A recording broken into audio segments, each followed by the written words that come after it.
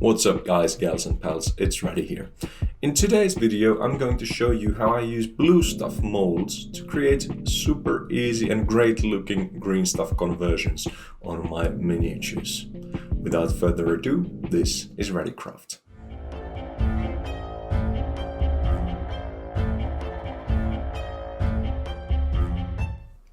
What we call blue stuff is a thermoplastic material that can be used to mold different parts of your models.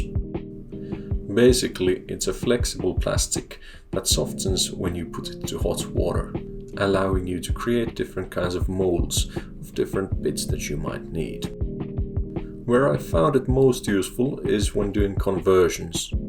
Recently I've been finding a lot of use for blue stuff molds when converting my Space Wolves. On this Blade Guard Veteran, both the paw and the wolf skull on the pelt are created using molds. On this Blade Guard Veteran, the wolf's head on his shoulder is done using a mold. It is an easy way to take advantage of the great sculpts that Games Workshop do nowadays, rather than trying to invent the wheel again. Here I've done the horn using a mold as well. In this tutorial I'm going to be making molds of these two Space Wolf bits from Ragnar Blackmane, the head and the paw.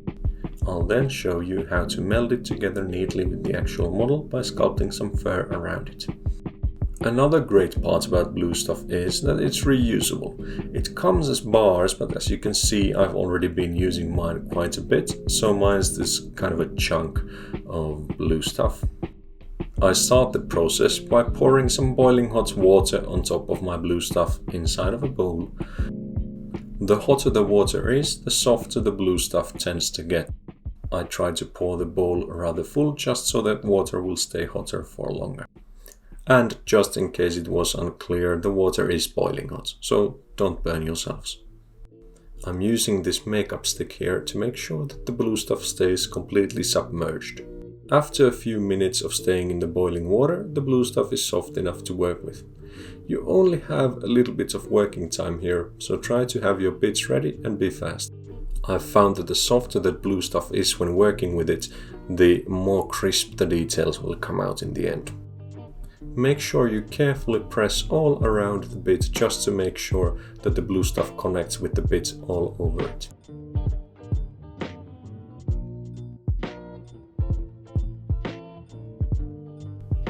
Now I'm repeating the process for the second bit. It is important to notice that what I'm doing here are single part molds. That means that I won't be making molds of the other half of the bit. When using these bits specifically, I've found that it's rather easy to hide the underside from the viewer, and it's way easier to make these sorts of molds. 11 minutes later. Well, I must admit actually that I took the blue stuff under some cold water just to make sure it hardens a bit faster, and that way you don't have to wait as long as you would have to normally. Here I'm making sure that no parts are poking through the actual mold. That can sometimes happen with bits that have a lot of protruding bits. With the mold hard, you can now carefully remove the actual bit from the mold. I'm having some trouble with this one because it's got the wolf teeth or whatever. Now, making molds of other people's models, Games Workshop models for example, as I'm doing here, is of course a little bit on the sort of grey area, shall we say. I'm not going to start moralizing people for what to do and what not to do with blue stuff. Personally, I don't find a huge issue with what I'm doing here, because the most of the model is still a Games Workshop model that I bought from the store, and these are just small bits to make it look a bit cooler. I've heard of people making molds of whole models and silly stuff like that, and honestly it won't look too good. It's always going to have some imperfections, especially when doing two-part molds like you'd have to do then. And yeah, it's just not worth the effort for me at least. But I guess that's just something that everybody will have to decide for themselves. Is it okay? Not okay? If it is, to what extent? Let me know in the comments below what you think. So after we've cut off all the extra from the sides, we can roll up some green stuff to fill the mold. You could use other kinds of putties and epoxies for this as well. For this sort of conversion work, I really like the soft nature of the green stuff. That allows me to work it into the model a bit more easily. When pressing the green stuff inside of the mold, again make sure that you reach every nook and cranny of that mold. Make sure you press all around the edges and really push that putty around in there. I noticed that my bit is a bit thin here near the end, so I added a little bit of green stuff on top just to make sure it won't break or anything. It's always easier to take some off in the end than to add more. I make one final check on the other side just to make sure the mold is filled, and then we can leave the green stuff to dry. 6.5 hours later. So we return once it has mostly dried.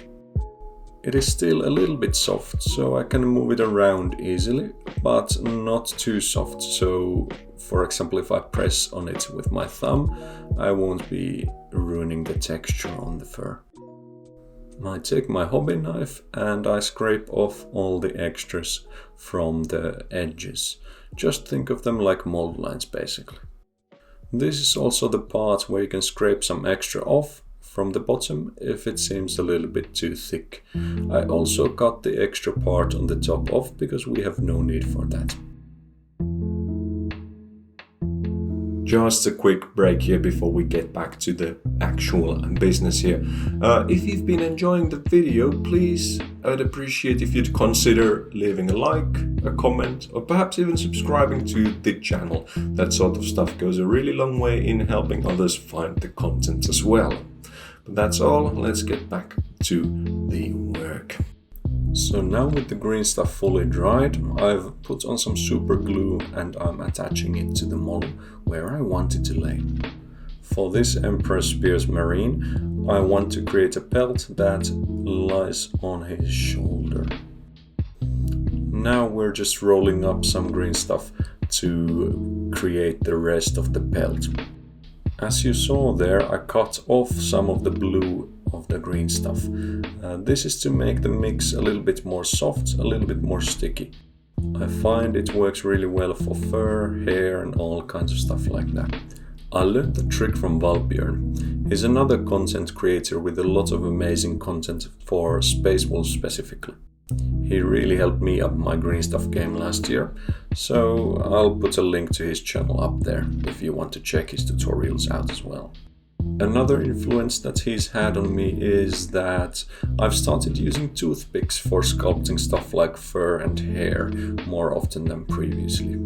I have a fur sculpting tutorial where I do it using a hobby knife, but as you can see here, I'm doing a bit differently nowadays.